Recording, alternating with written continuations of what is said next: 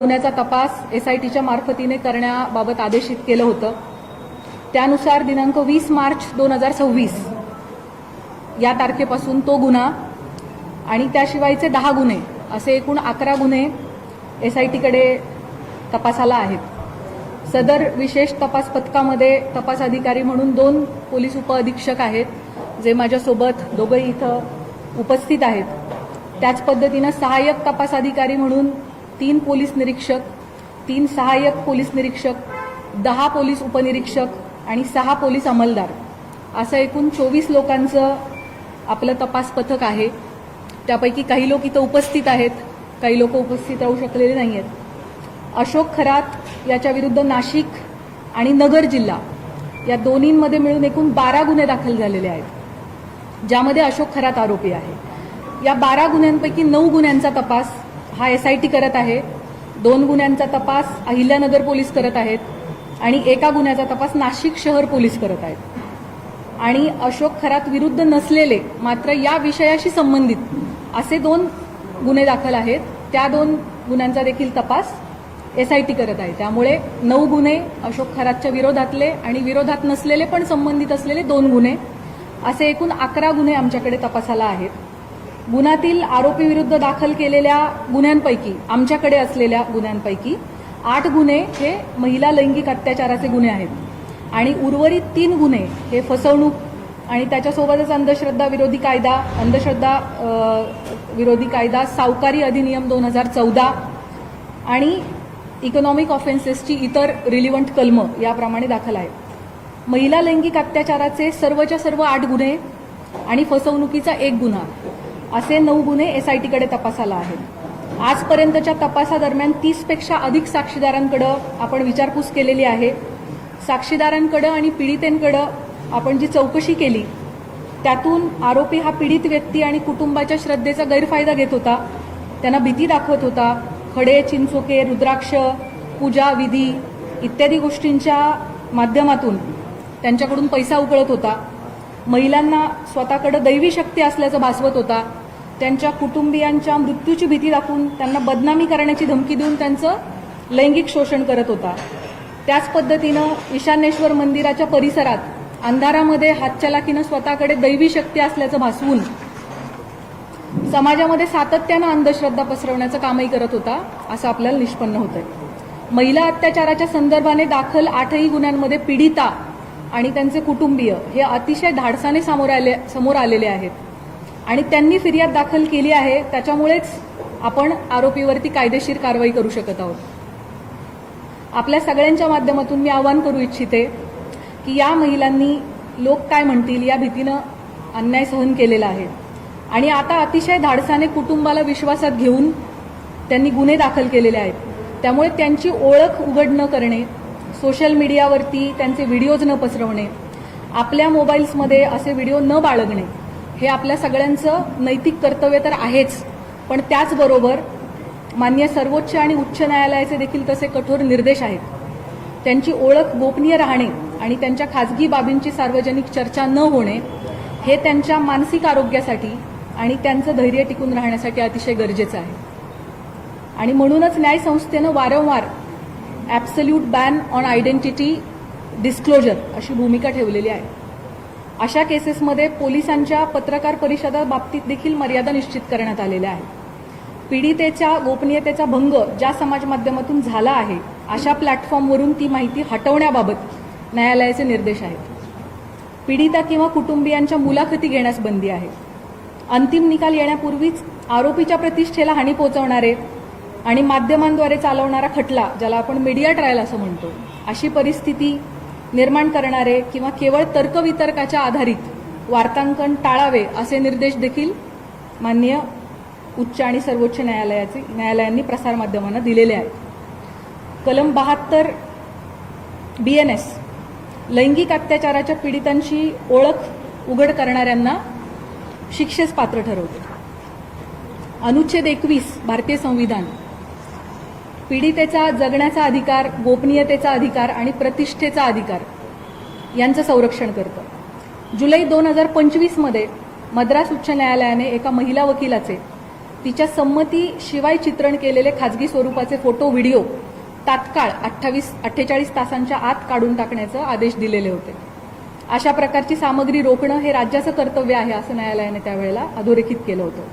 एसआयटीकडे असणाऱ्या गुन्ह्यांमधील पीडितांचे आक्षेपार्ह व्हिडिओ जे आहेत, जे प्रसारित झाले होते, त्याच्या एकूण 4650 लिंक्स एसआयटीच्या सायबर टीमने, आपली जी टीम आहे 24 लोकांची, यामध्ये 4 लोकांची सायबर टीम आहे, या सायबर टीमचं पूर्ण वेळ कर्तव्य हे होतं की प्रत्येक काही मिनिटांनी काही नवीन अपलोड झालंय का ते शोधणं आणि त्याला रिपोर्ट करणं. सो आपली ही जी एसआयटीची सायबर टीम आहे तिने महाराष्ट्र सायबरच्या मदतीनं आतापर्यंत 4650 लिंक्स या डिलीट करून घेतलेल्या आहेत. त्याच पद्धतीने सोशल मीडियावरती आक्षेपार्ह पोस्ट पुन्हा पुन्हा टाकणाऱ्या एकूण 451 अकाउंटला कायमस्वरूपी काढून टाकण्यात आलेलं आहे. पीडितांचे आक्षेपार्ह व्हिडिओ प्रसारित केल्याप्रकरणी आतापर्यंत 2 गुन्हे देखील दाखल झालेले आहेत. सदरचे गुन्हे हे सातपूर पोलीस स्टेशन नाशिक शहर आणि कोपरगाव पोलीस स्टेशन अहिल्यानगर या ठिकाणी दाखल असून संबंधित घटकच त्याचा तपास करत आहेत आणि त्यामध्ये आजपर्यंत एकूण 6 आरोपींना अटक देखील करण्यात आलेली आहे.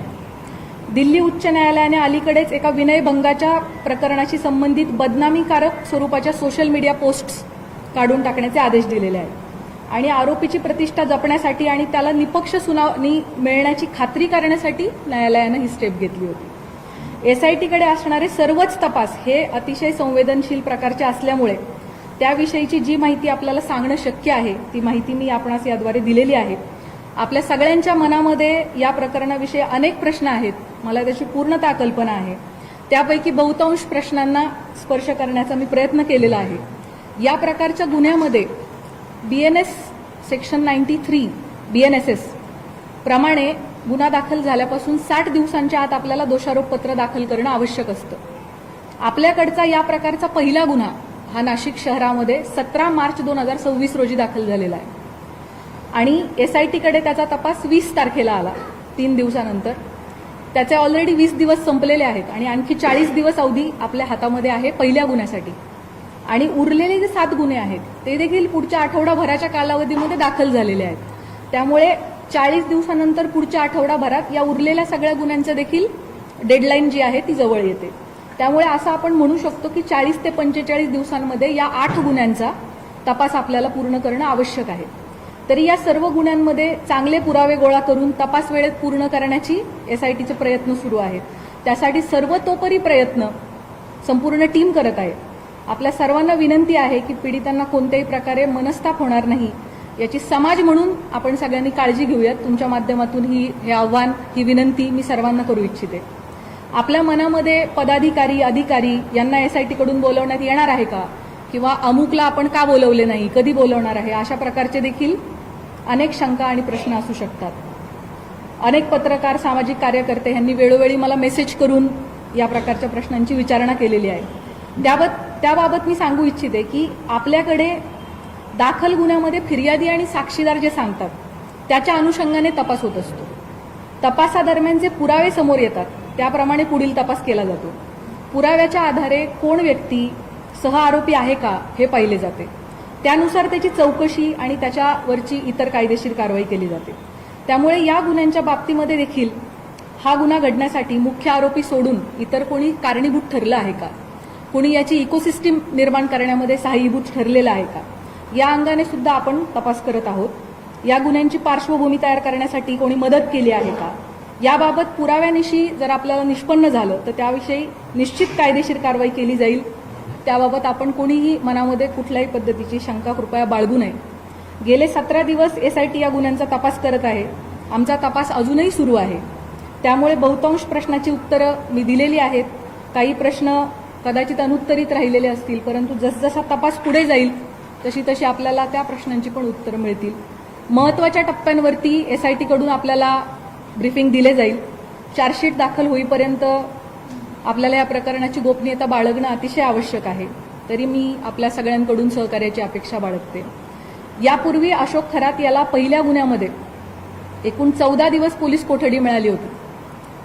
ती दिनांक 31 रोजी संपली. दिनांक 1/4/2026 रोजी आपण दुसऱ्या गुन्ह्यात त्याला अटक केली आणि न्यायालयासमोर हजर केलं. दिनांक 2 पासून 7 दिवसांची पोलीस कोठडी उद्या दिनांक 8/4/2026 पर्यंत माननीय न्यायालयाने मंजूर केलेली आहे.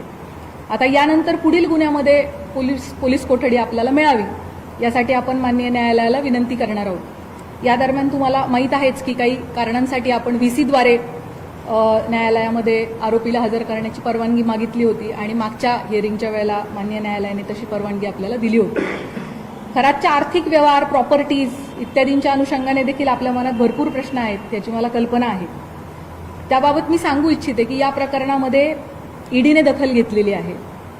ईडीने विशेष तपास पथकाला जी माहिती मागितली आहे आमच्याकडून ती सगळी माहिती आम्ही त्यांना पुरवलेली आहे आणि भविष्यात देखील ईडीला आमचे पूर्णपणे सहकार्य असणार आहे. भारतीय राज्यघटनेच्या कलम 51(अ) मध्ये भारतीय नागरिकांची मूलभूत कर्तव्ये सांगितलेली आहेत. त्यामध्ये वैज्ञानिक दृष्टिकोन आणि चौकस बुद्धीचा विकास करणे हे आपल्या सगळ्या नागरिकांचे मूलभूत कर्तव्य आहे असं आपलं संविधान सांगतं.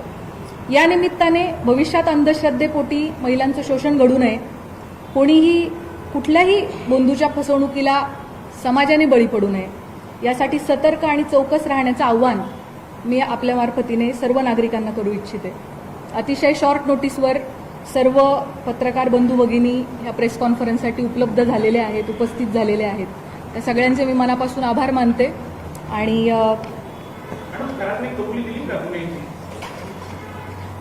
मी जसं सुरुवातीलाच सांगितलं की या गुन्ह्यांच्या बाबतीमध्ये मला जी माहिती आपल्याला सांगणं शक्य आहे ती माहिती मी आपल्यासमोर मांडलेली आहे. त्यामुळे आपल्या सगळ्यांनी या गोष्टीची सहकार्य करावे की जोपर्यंत चार्जशीट दाखल होत नाही त्याबाबत काही तपासातल्या बाबींची गोपनीयता ठेवणं आपल्यासाठी अतिशय आवश्यक आहे. आपल्या सगळ्यांचे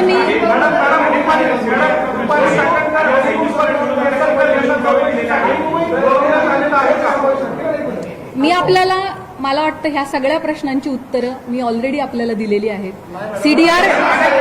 सीडीआर लीकच्या बाबतीमध्ये आपण मला एक प्रश्न आता जस्ट कोणीतरी विचारलाय ज्याचं प्रश्नाचं उत्तर मी दिलं नव्हतं तेवढं मी देते आणि आपण थांबूयात.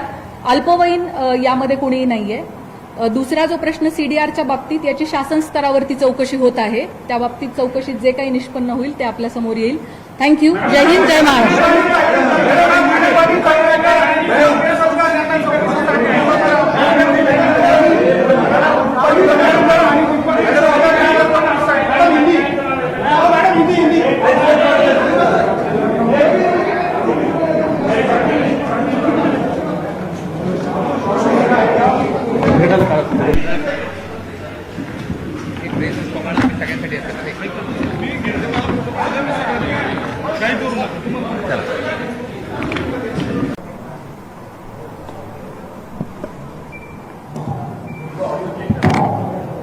येतोय ना आवाज?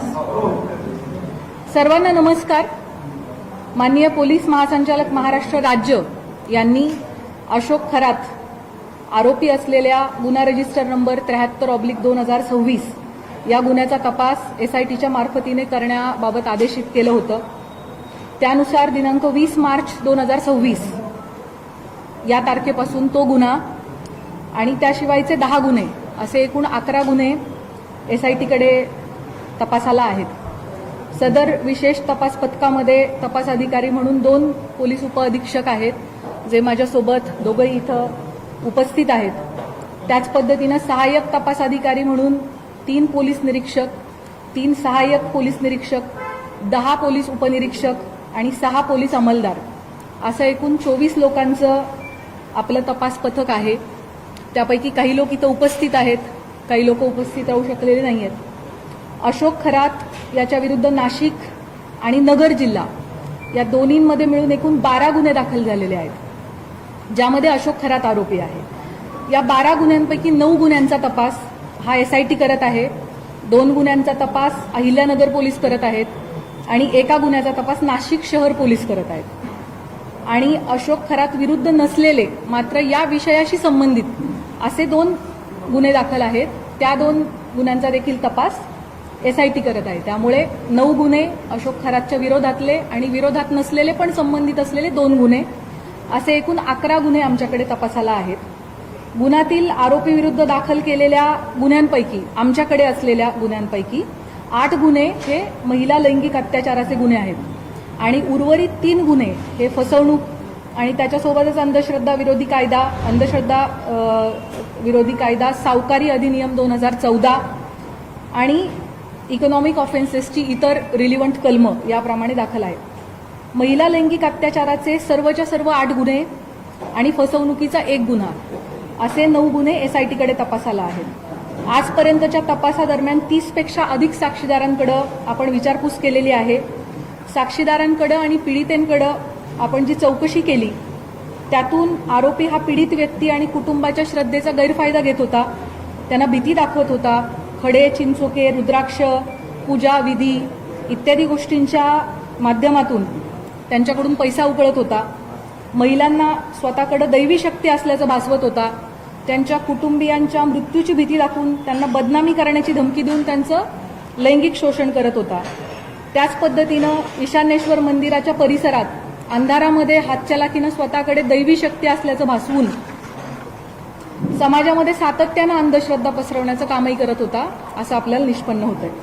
महिला अत्याचाराच्या संदर्भाने दाखल 8ही गुन्ह्यांमध्ये पीडिता आणि त्यांचे कुटुंबीय हे अतिशय धाडसाने समोर आलेले आहेत आणि त्यांनी फिर्याद दाखल केली आहे. त्याच्यामुळेच आपण आरोपीवरती कायदेशीर कारवाई करू शकत आहोत.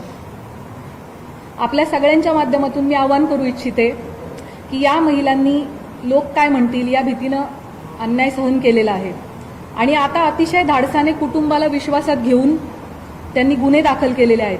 त्यामुळे त्यांची ओळख उघड न करणे, सोशल मीडियावरती त्यांचे व्हिडिओज न पसरवणे, आपल्या मोबाईल्समध्ये असे व्हिडिओ न बाळगणे हे आपल्या सगळ्यांचं नैतिक कर्तव्य तर आहेच, पण त्याचबरोबर माननीय सर्वोच्च आणि उच्च न्यायालयाचे देखील तसे कठोर निर्देश आहेत. त्यांची ओळख गोपनीय राहणे आणि त्यांच्या खाजगी बाबींची सार्वजनिक चर्चा न होणे हे त्यांच्या मानसिक आरोग्यासाठी आणि त्यांचं धैर्य टिकून राहण्यासाठी अतिशय गरजेचं आहे. आणि म्हणूनच न्यायसंस्थेनं वारंवार absolute ban on identity disclosure अशी भूमिका ठेवलेली आहे. अशा केसेसमध्ये पोलिसांच्या पत्रकार परिषदा बाबतीत देखील मर्यादा निश्चित करण्यात आलेल्या आहेत. पीडितेच्या गोपनीयतेचा भंग ज्या समाज माध्यमातून झाला आहे अशा प्लॅटफॉर्मवरून ती माहिती हटवण्याबाबत न्यायालयाचे निर्देश आहेत. पीडिता किंवा कुटुंबियांच्या मुलाखती घेण्यास बंदी आहे.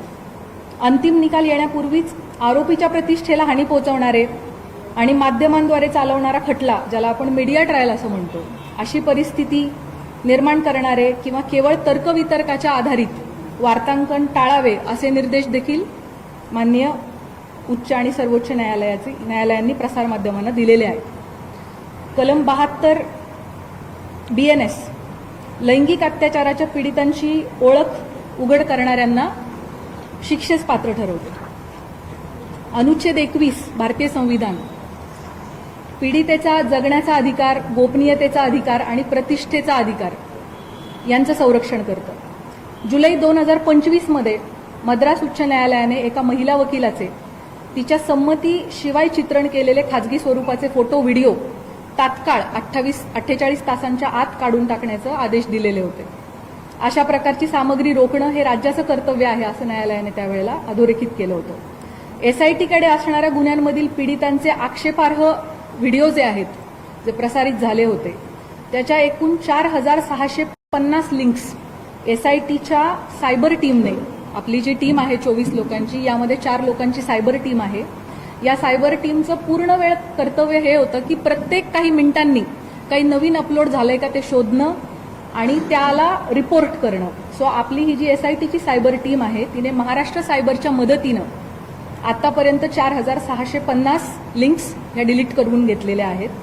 त्याच पद्धतीने सोशल मीडियावरती आक्षेपार्ह पोस्ट पुन्हा पुन्हा टाकणाऱ्या एकूण 451 अकाउंटला कायमस्वरूपी काढून टाकण्यात आलेलं आहे. पीडितांचे आक्षेपार्ह व्हिडिओ प्रसारित केल्याप्रकरणी आतापर्यंत 2 गुन्हे देखील दाखल झालेले आहेत. सदरचे गुन्हे हे सातपूर पोलीस स्टेशन नाशिक शहर आणि कोपरगाव पोलीस स्टेशन अहिल्यानगर या ठिकाणी दाखल असून संबंधित घटकच त्याचा तपास करत आहेत आणि त्यामध्ये आजपर्यंत एकूण 6 आरोपींना अटक देखील करण्यात आलेली आहे. दिल्ली उच्च न्यायालयाने अलीकडेच एका विनयभंगाच्या प्रकरणाशी संबंधित बदनामीकारक स्वरूपाच्या सोशल मीडिया पोस्ट्स काढून टाकण्याचे आदेश दिलेले आहेत. आणि आरोपीची प्रतिष्ठा जपण्यासाठी आणि त्याला निपक्ष सुनावणी मिळण्याची खात्री करण्यासाठी न्यायालयानं ही स्टेप घेतली होती। एसआयटीकडे असणारे सर्वच तपास हे अतिशय संवेदनशील प्रकारचे असल्यामुळे त्याविषयीची जी माहिती आपल्याला सांगणं शक्य आहे ती माहिती मी आपणास याद्वारे दिलेली आहे। आपल्या सगळ्यांच्या मनामध्ये या प्रकरणाविषयी अनेक प्रश्न आहेत, मला त्याची पूर्णतः कल्पना आहे। त्यापैकी बहुतांश प्रश्नांना स्पर्श करण्याचा मी प्रयत्न केलेला आहे। या प्रकारच्या गुन्ह्यामध्ये BNS सेक्शन 93 BNSS प्रमाणे गुन्हा दाखल झाल्यापासून 60 दिवसांच्या आत आपल्याला दोषारोपपत्र दाखल करणं आवश्यक असतं। आपल्याकडचा या प्रकारचा पहिला गुन्हा हा नाशिक शहरामध्ये 17 मार्च 2026 रोजी दाखल झालेला आहे आणि एसआयटीकडे त्याचा तपास 20 तारखेला आला, 3 दिवसानंतर। त्याचे ऑलरेडी 20 दिवस संपलेले आहेत आणि आणखी 40 दिवस अवधी आपल्या हातामध्ये आहे पहिल्या गुन्ह्यासाठी आणि उरलेले जे 7 गुन्हे आहेत ते देखील पुढच्या आठवडाभराच्या कालावधीमध्ये दाखल झालेले आहेत। त्यामुळे 40 दिवसानंतर पुढच्या आठवडाभरात या उरलेल्या सगळ्या गुन्ह्यांचं देखील डेडलाईन जी आहे ती जवळ येते। त्यामुळे असं आपण म्हणू शकतो की 40 ते 45 दिवसांमध्ये या 8 गुन्ह्यांचा तपास आपल्याला पूर्ण करणं आवश्यक आहे। तरी या सर्व गुन्ह्यांमध्ये चांगले पुरावे गोळा करून तपास वेळेत पूर्ण करण्याची एसआयटीचे प्रयत्न सुरू आहेत। त्यासाठी सर्वतोपरी प्रयत्न संपूर्ण टीम करत आहे। आपल्या सर्वांना विनंती आहे की पीडितांना कोणत्याही प्रकारे मनस्ताप होणार नाही याची समाज म्हणून आपण सगळ्यांनी काळजी घेऊयात। तुमच्या माध्यमातून हे आव्हान, ही विनंती मी सर्वांना करू इच्छिते। आपल्या मनामध्ये पदाधिकारी, अधिकारी यांना एसआयटीकडून बोलवण्यात येणार आहे का, किंवा अमुकला आपण का बोलवले नाही, कधी बोलवणार आहे, अशा प्रकारचे देखील अनेक शंका आणि प्रश्न असू शकतात। अनेक पत्रकार, सामाजिक कार्यकर्ते यांनी वेळोवेळी मला मेसेज करून या प्रकारच्या प्रश्नांची विचारणा केलेली आहे। त्याबाबत मी सांगू इच्छिते की आपल्याकडे दाखल गुन्ह्यामध्ये फिर्यादी आणि साक्षीदार जे सांगतात त्याच्या अनुषंगाने तपास होत असतो। तपासादरम्यान जे पुरावे समोर येतात त्याप्रमाणे पुढील तपास केला जातो। पुराव्याच्या आधारे कोण व्यक्ती सह आरोपी आहे का हे पाहिले जाते, त्यानुसार त्याची चौकशी आणि त्याच्यावरची इतर कायदेशीर कारवाई केली जाते। त्यामुळे या गुन्ह्यांच्या बाबतीमध्ये देखील हा गुन्हा घडण्यासाठी मुख्य आरोपी सोडून इतर कोणी कारणीभूत ठरलं आहे का, कोणी याची इकोसिस्टीम निर्माण करण्यामध्ये सहाय्यभूत ठरलेलं आहे का, या अंगाने सुद्धा आपण तपास करत आहोत। या गुन्ह्यांची पार्श्वभूमी तयार करण्यासाठी कोणी मदत केली आहे का, याबाबत पुराव्यानिशी जर आपल्याला निष्पन्न झालं तर त्याविषयी निश्चित कायदेशीर कारवाई केली जाईल। त्याबाबत आपण कोणीही मनामध्ये कुठल्याही पद्धतीची शंका कृपया बाळगू नये। गेले 17 दिवस एसआयटी या गुन्ह्यांचा तपास करत आहे। आमचा तपास अजूनही सुरू आहे। त्यामुळे बहुतांश प्रश्नाची उत्तरं मी दिलेली आहेत। काही प्रश्न कदाचित अनुत्तरित राहिलेले असतील, परंतु जसजसा तपास पुढे जाईल तशी तशी आपल्याला त्या प्रश्नांची पण उत्तरं मिळतील। महत्त्वाच्या टप्प्यांवरती एसआयटीकडून आपल्याला ब्रीफिंग दिले जाईल। चार्जशीट दाखल होईपर्यंत आपल्याला या प्रकरणाची गोपनीयता बाळगणं अतिशय आवश्यक आहे। तरी मी आपल्या सगळ्यांकडून सहकार्याची अपेक्षा बाळगते। यापूर्वी अशोक खरात याला पहिल्या गुन्ह्यामध्ये एकूण 14 दिवस पोलीस कोठडी मिळाली होती। ती दिनांक 31 रोजी संपली। दिनांक 1/4/2026 रोजी आपण दुसऱ्या गुन्ह्यात त्याला अटक केली आणि न्यायालयासमोर हजर केलं। दिनांक 2 पासून 7 दिवसांची पोलीस कोठडी उद्या दिनांक 8/4/2026 पर्यंत माननीय न्यायालयाने मंजूर केलेली आहे। आता यानंतर पुढील गुन्ह्यामध्ये पोलीस कोठडी आपल्याला मिळावी यासाठी आपण माननीय न्यायालयाला विनंती करणार आहोत। या दरम्यान तुम्हाला माहीत आहेच की काही कारणांसाठी आपण VC द्वारे न्यायालयामध्ये आरोपीला हजर करण्याची परवानगी मागितली होती आणि मागच्या हिअरिंगच्या वेळेला माननीय न्यायालयाने तशी परवानगी आपल्याला दिली होती। खरातच्या आर्थिक व्यवहार, प्रॉपर्टीज इत्यादींच्या अनुषंगाने देखील आपल्या मनात भरपूर प्रश्न आहेत याची मला कल्पना आहे। त्याबाबत मी सांगू इच्छिते की या प्रकरणामध्ये ईडीने दखल घेतलेली आहे। ईडीने विशेष तपास पथकाला जी माहिती मागितली आहे आमच्याकडून ती सगळी माहिती आम्ही त्यांना पुरवलेली आहे आणि भविष्यात देखील ईडीला आमचे पूर्णपणे सहकार्य असणार आहे। भारतीय राज्यघटनेच्या कलम 51 मध्ये भारतीय नागरिकांची मूलभूत कर्तव्ये सांगितलेली आहेत। त्यामध्ये वैज्ञानिक दृष्टिकोन आणि चौकस बुद्धीचा विकास करणे हे आपल्या सगळ्या नागरिकांचे मूलभूत कर्तव्य आहे असं आपलं संविधान सांगतं। या निमित्ताने भविष्यात अंधश्रद्धेपोटी महिलांचं शोषण घडू नये, कोणीही कुठल्याही बंधूच्या फसवणुकीला समाजाने बळी पडू नये यासाठी सतर्क आणि चौकस राहण्याचं आव्हान मी आपल्या मार्फतीने सर्व नागरिकांना करू इच्छिते। अतिशय शॉर्ट नोटीसवर सर्व पत्रकार बंधू भगिनी या प्रेस कॉन्फरन्ससाठी उपलब्ध झालेले आहेत, उपस्थित झालेले आहेत. त्या सगळ्यांचे मी मनापासून आभार मानते. आणि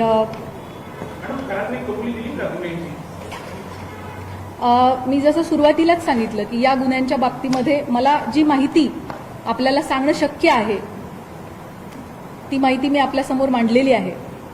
त्यामुळे आपल्या सगळ्यांनी या गोष्टीची सहकार्य करावे की जोपर्यंत चार्जशीट दाखल होत नाही त्याबाबत काही तपासातल्या बाबींची गोपनीयता ठेवणं आपल्यासाठी अतिशय आवश्यक आहे. आपल्या सगळ्यांचे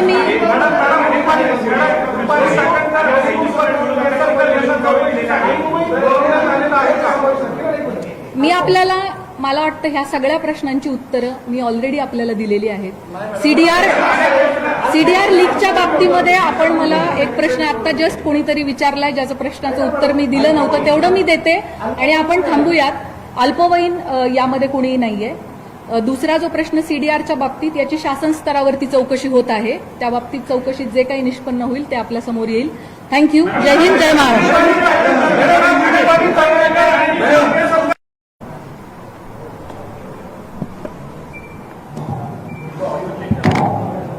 येतोय ना आवाज? सर्वांना नमस्कार. माननीय पोलीस महासंचालक महाराष्ट्र राज्य यांनी अशोक खरात आरोपी असलेल्या गुन्हा रजिस्टर नंबर 73/2026 या गुन्ह्याचा तपास एसआयटीच्या मार्फतीने करण्याबाबत आदेशित केलं होतं. त्यानुसार दिनांक 20 मार्च 2026 या तारखेपासून तो गुन्हा आणि त्याशिवायचे 10 गुन्हे असे एकूण 11 गुन्हे एसआयटीकडे तपासाला आहेत. सदर विशेष तपास पथकामध्ये तपास अधिकारी म्हणून 2 पोलीस उपअधीक्षक आहेत जे माझ्यासोबत दोघंही इथं उपस्थित आहेत. त्याच पद्धतीनं सहाय्यक तपास अधिकारी म्हणून 3 पोलीस निरीक्षक, 3 सहाय्यक पोलीस निरीक्षक, 10 पोलीस उपनिरीक्षक आणि 6 पोलीस अंमलदार असं एकूण 24 लोकांचं आपलं तपास पथक आहे. त्यापैकी काही लोक इथं उपस्थित आहेत, काही लोक उपस्थित राहू शकलेले नाही आहेत.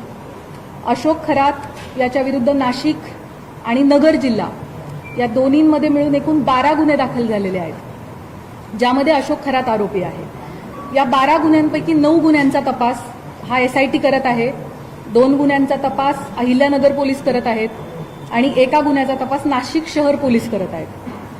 आणि अशोक खरात विरुद्ध नसलेले मात्र या विषयाशी संबंधित असे 2 गुन्हे दाखल आहेत. त्या 2 गुन्ह्यांचा देखील तपास एसआयटी करत आहे. त्यामुळे 9 गुन्हे अशोक खरातच्या विरोधातले आणि विरोधात नसलेले पण संबंधित असलेले 2 गुन्हे असे एकूण 11 गुन्हे आमच्याकडे तपासाला आहेत. गुन्ह्यातील आरोपी विरुद्ध दाखल केलेल्या गुन्ह्यांपैकी आमच्याकडे असलेल्या गुन्ह्यांपैकी 8 गुन्हे हे महिला लैंगिक अत्याचाराचे गुन्हे आहेत आणि उर्वरित 3 गुन्हे हे फसवणूक आणि त्याच्यासोबतच अंधश्रद्धा विरोधी